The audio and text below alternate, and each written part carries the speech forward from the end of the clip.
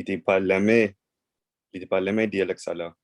Il était cru que c'était un créole bizarre, un créole drôle.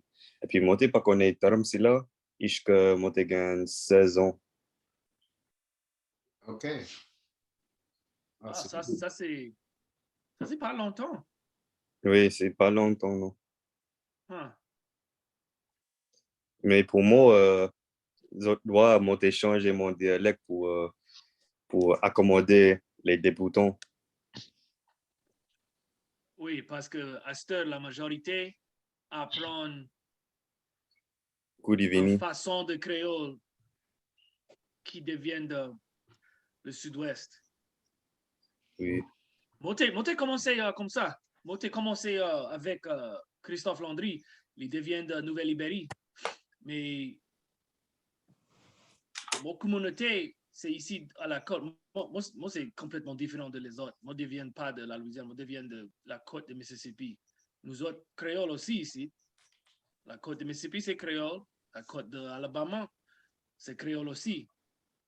Et nos créoles, c'est comme le créole peut-être à Nouvelle-Orléans et la paroisse Saint-Amani. Un petit peu, avec la vocabulaire et avec la même chose avec français aussi. Mais il y a des différences. Nous autres gars, nos propres différences ici, avec comment nous prononçons des lettres T et D. Il prononce ça comme un petit peu comme monde de Québec. En français. Donc, donnez-nous un exemple. Il dit comme les Québécois. Nous t'avons parlé après ça. Mais c'est le dialecte de Mississippi, c'est pas beaucoup connu. Moi-même, moi, je ne connais pas beaucoup parce que la majorité ici parle anglais. Ah. Mais il n'y a pas des gens là-bas qui font des tout? Oui, il y a un monde qui parle créole et français ici, mais il est très fermé. La communauté, c'est très fermé. La majorité reste à, tu connais, de l'île et Passe-Christian. La majorité des francophones et créolophones restent là-bas. Ah bon, moi, je connais non, ça c'est vraiment intéressant, ça. Nos communautés créoles, c'est concentré là-bas. OK. Mais la côte entière, c'est créole. Mais la culture, c'est très, très fort là-bas. Voilà. Le plus fort de la côte, c'est là-bas. Bon. Mais, what was I going to say? Shit, I'm sorry. Les gars des peurs de parler créole devant des gens blancs là-bas? Comment? Les gars des peurs de parler créole devant des gens blancs là-bas? Les pères? Les pères, like they're scared.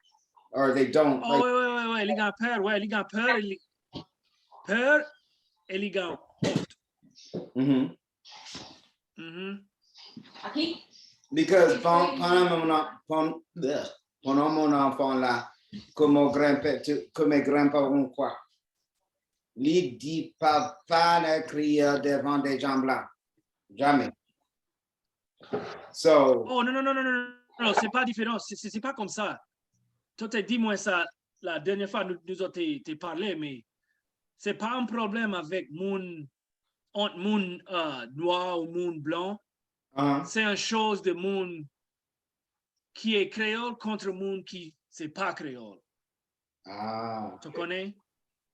Parce que dans la vie de passe chrétienne, tout quelqu'un il est identifié comme créole ou français.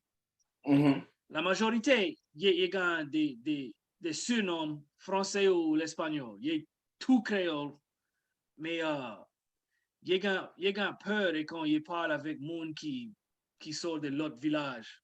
Tu connais? Créole aussi. Il ne pas parler créole avec l'autre monde créole. Ah bon? C'est Parce que nous ici, moi parler de créole que des autres créoles, mais moi parlais pas de créole que des gens blancs parce que mon grand-père a dit, tu jamais trouvé un bon travail si tu parlais de créole devant des autres. Ça, c'est une chose de passé, longtemps passé. Ouais, longtemps passé. Well, y'all have to remember, I'm also a lot older than probably all of y'all too, because I'm almost. Ouais, c'est vrai. C'est vrai. Moi, presque 50 ans, quoi. Mon gars 40, non. Mais pour nous autres, c'est un petit peu différent. Parce que mon blanc, tu parles français et créole ici aussi. Et il ne parle pas avec l'autre monde. Parce que aussi, il était pensé sur créole, sur français ou créole, c'est cassé. C'est pas du bon français ou bon créole. I used to. Il était pensé sur qualité créole et français, c'est. I was always in trouble. Classe ou quelque chose comme ça. I was always in trouble coming home from school because me and my cousins spoke together in school, and we get in trouble. The teacher would call my grandparents, and we would always get punished. I don't have a lot of stories like that here. Like I say, here it's the coast of Mississippi is different. So I learned, I'm a little different from George and Taalib. I started learning Creole when I was 28 or 29, 28. I've been speaking French since I was 11, but I'm self-taught. It skipped generations in my family. Okay. Because my mom is Creole and African American ethnically. Both my parents are black. My mom is Creole and African American. African Americans from Virginia that moved to Louisiana and married Creoles. That's in Louisiana, New Orleans. And then my family from the coast of Mississippi, which is Bay St. Louis, were African Americans who moved to Gulfport and married into Creole families of Creole from Bay St. Louis, Mississippi. And then my dad is from Jamaica. He's a Jamaican immigrant. Mm-hmm. So in my grandmother's family from New Orleans, my grandmother spoke French, but she learned it in school because it also skipped generations in her family. Oh, okay. I see. She went to school. She went to elementary all the way through college in New Orleans. She was Catholic schools and Catholic college. She went to Xavier. Mary? All of that. So she learned standard international French. Mm-hmm. But my grandfather, his side of the family are from Mississippi. His father could barely speak English. His father was from Bay St. Louis, Mississippi. And his father was from Bay St. Louis, Mississippi. And his father was from Bay St. Louis, Mississippi. So, and they were just francophones from Bay St. Louis, Mississippi. And my great-grandfather did not teach it to my grandfather. So it skipped 2 generations because my grandfather could only understand it. So there was my mother and her siblings never learned it. It's just the regular stuff that Creole people say. You know, we'll throw a couple French words here and there. But when my dad got stationed overseas, I lived near the border of France. I started to teach myself French with dictionaries. And then I joined the military in 2003 and lived in Europe for 6 years. And then that was what really sent my French over the edge. Because I could speak it before, but like I really learned it over there.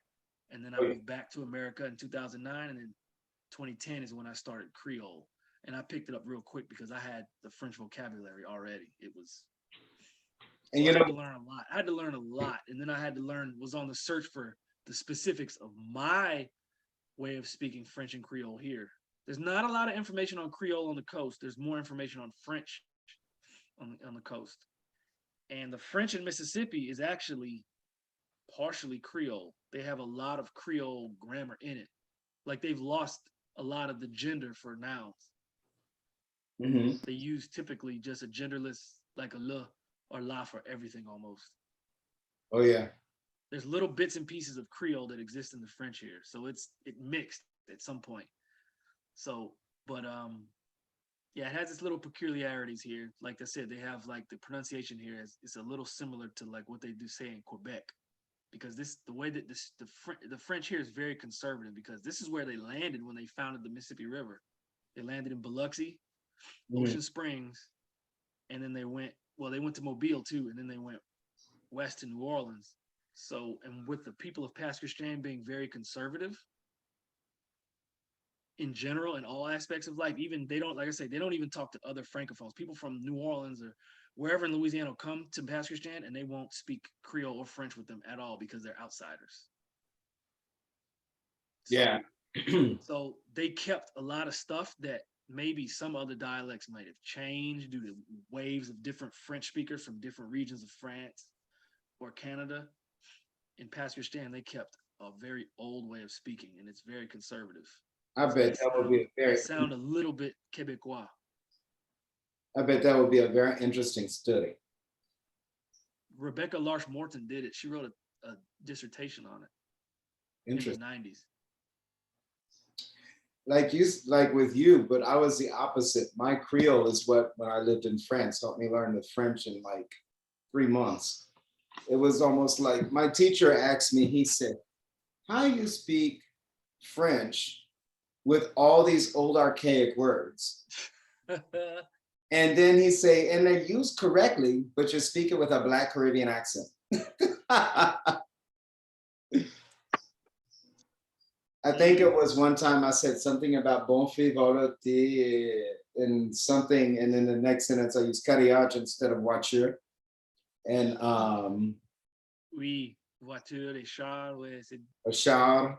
Like that, my grandfather always, until he like passed, he always called it charriage, like carriage. Carriage. Mm-hmm. Wow. That's what he called the car, carriage. Carriage. C'est intéressant parce que son créole, il y a beaucoup de différences avec créole de la Nouvelle-Orléans.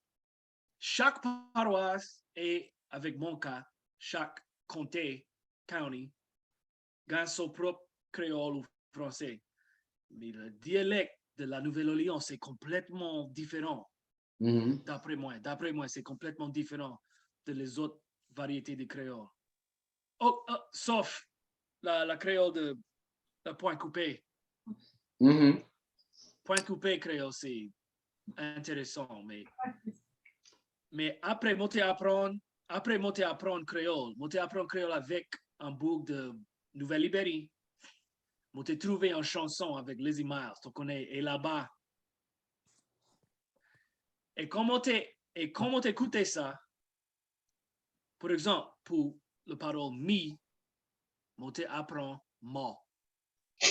Mais à Nouvelle-Orléans, il dit moins. Mm-hmm.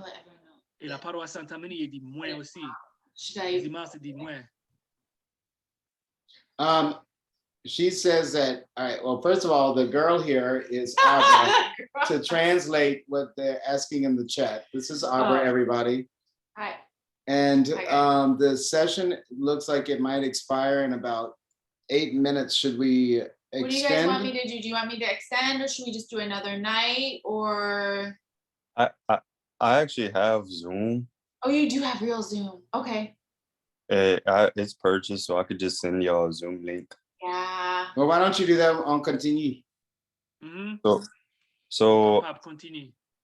The conversation, como tu appelles nom la femme la?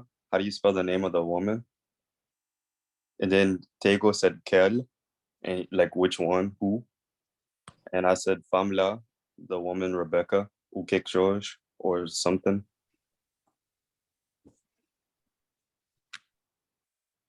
Sometimes we don't really spell the way we pronounce. Like that's pronounced Kishoj, but I pronounce it Kikshoj. I choose to write it that way because that's the way most people it's write. phonetic spelling. Yeah. Mm-hmm. That's how a lot of people actually learn languages, right? With phonetic spelling. Yeah, we don't have a standard way of speaking Creole yet, so there's a lot of variety, and that's so cool. And it shows the French roots, because in France there's like how many different ways to pronounce the word thing, how many different ways to say the word what and who, qui, quoi, call. Now, there's something I actually wanted to talk with one of the linguists about, is because